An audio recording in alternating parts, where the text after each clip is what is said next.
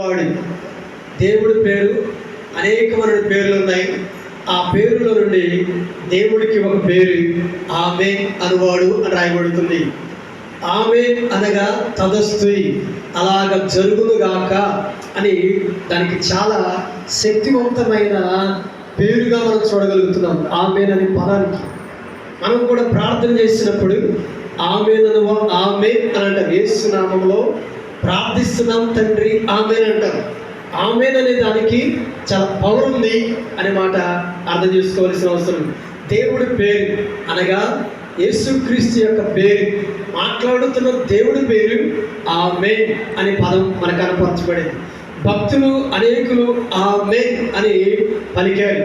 అయితే తర్వాత అంటాడు కదా, సత్య సాక్షి అంటే మన దేవుడికి ఆ సత్యము అనే పేరు. నేనే మార్గమును సత్యమును జీవం. దేవుడు సత్యం అంటాడు. ఆ సత్యమునకు సాక్షి అని చెబుతున్నాడు. పిలాతు ముందు నిలబడుతూ నేను సత్యమునకు సాక్ష్యం ఇవ్వడానికి పుట్టానంటే, అలాగే అపోస్తులు కూడా సత్యమునకు సాక్షులుగా వాళ్ళు శ్రమలో కూడా నిలబడి అవసరమైతే హతసాక్షులు అయినట్లుగా చూడగలుగుతున్నాం. మేము పునరుత్థానుడైన యేసు గురించి సాక్ష్యం ఇస్తున్నామనంటే ఆమేన్ వాడు చెప్పుచున్న సంగతులు. తర్వాత సత్య సాక్షి అని రాయబడుతుంది 14వ వచనంలో. సత్య సాక్షి అంత మాత్రమే కాకుండా దేవుని దృష్టికి, భూమిని ఆకాశమును కలుగు చేసిన దేవుని యొక్క దృష్టికి ఈ యొక్క ఆమేన్ అనేవాడు సత్య సాక్షి అనబడుతున్న దేవాతి దేవుడు, ఆయనకి దేవుని దృష్టికి సర్వ అధికారం అనుగ్రహించబడింది. ఆమేన్ హల్లెలూయా. సర్వ అధికారం పరలోకమందు కానీ భూమి మీద కానీ సర్వ అధికారం కలిగిన వాడు ఆయనే యేసుక్రీస్తు. ఆయన అన్ని నామముల కన్నా పైనామం యేసుక్రీస్తు యొక్క నామం.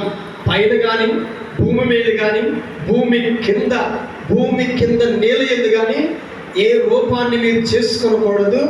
యేసు నామమే మీరు స్మరించాలి, పలకాలి, జీవించాలని చెప్పాడు. అయితే పైన అధికారం కలిగిన దేవుని దృష్టికి అని చెబుతున్నాడు. ఈ యొక్క లవోదిక సంఘానికి చెప్పుచున్న సంగతులు ఇక్కడ 3 పేర్లు యాడ్ చేయడం జరిగింది. ఆమేన్ అనువాడు సత్య సాక్షి అనబడుతున్న దేవుడి, భూమి మీద పరలోకమందును సర్వ అధికారము కలిగిన దేవుడు ఈ సంఘంతో మాట్లాడుతున్నాడు. ఈ సంఘంతోనేనా మాట్లాడేది అని లేదు, మనందరితో కూడా మాట్లాడుతున్న దేవుడి అని మాట జ్ఞాపకం చేసుకోవాలి. ఇది నాకు కాదు అనుకోవడం చాలా ప్రమాదకరమని మాట జ్ఞాపకం చేస్తుంది. ఇది నాకు కాదు అనుకుంటే మరొకసారి రిపీట్. ఇది నాకు కాదు అంటే దేవుడు ఎవరితో అనుకుంటే అది ప్రమాదకరం. సరి చేసుకోవలసి ఉంటే సరి చేసుకోవలసిన అవసరం ఉంది. ఎంకరేజ్ ఇంకా ఆధ్యాత్మికమైన జీవితంలో వర్ధిల్లాల్సింది ఉంటే ఇంకా వర్ధిల్లాల్సిన అవసరం ఉంది అని చెబుతుంది. ఇక్కడ ఆమేన్ వాడి సత్యసాక్షి అనబడుతున్న దేవుడు దృష్టికి సర్వ అధికారము కలిగిన దేవుడు ఏం చెబుతున్నాడు అయ్యా అంటే, చెప్పుచున్న సంగతులు ఏమనగా అని అంటాడు. ఖచ్చితంగా చెప్పినప్పుడు వినాల్సిందే. ఎందుకంటే ఆయన భూమి మీదను పరలోకం మీదను సర్వ అధికారము కలిగిన దేవుడు కాబట్టి చెబితే వినాల్సిందే. వినకపోతే నష్టపోతాము, వినకపోతే మనము చాలా ప్రమాదంలో చిక్కుకుంటాము.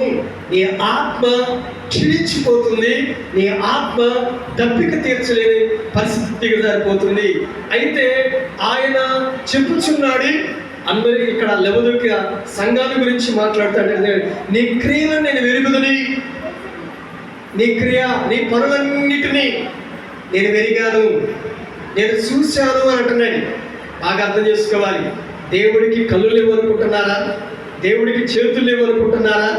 దేవుడు అసమర్థుడు అనుకుంటున్నారా? అలా అనుకుంటే చాలా ప్రమాదం అని మాట ఖచ్చితంగా చెప్పబడుతుంది.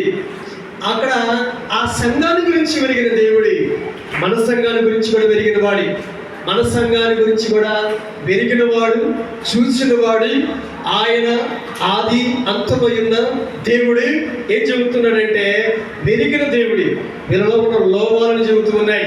వీళ్ళలో ఉన్న బలహీనతలు చెబుతున్నాడు, వాళ్ళ యొక్క స్వభావాన్ని బయటికి తెస్తున్నాడు. ఏం చెబుతున్నాడంటే వీళ్ళలో ఇక్కడ 3 రకాలైన వాటిని యాడ్ చేయడం జరిగింది. 3 విధాలుగా రాయబడుతుంది.